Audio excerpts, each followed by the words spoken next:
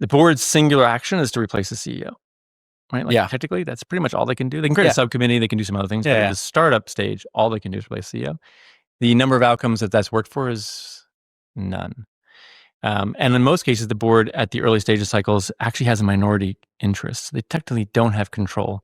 What they do is they do social control. Yeah. Back to the Squarespace thing, we had some big board members who are on the top 5 companies, whatever else. Yeah. And they would come in and be like, as an example, I was hanging out with Zuck this weekend, and he thinks everyone should do more advertising in their platform, right?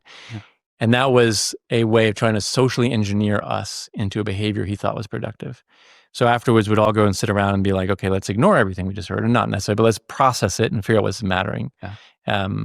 So many small companies, particularly with unhealthy boards, get in this social loop where they feel that the board is actually not another team member, but they're somehow these people on high. Hierarchy. Yeah, it creates a hierarchy. And mechanic-wise, it's the same thing. Like you meet the board and you make this deck, hopefully not anymore, but you give them output. Yeah. They review output and ask you questions. And as that process goes, you get more and more pushed down. So I think I probably gave you the same advice. You gave me this advice and I did not take it. Yeah. And this is like the best advice. Tell the listeners this best board advice. So that is not the way you want the scenario to work. You want the scenario to all be focused on the company. Yeah. So when board members start asking us questions, and the advice is then ask them questions back.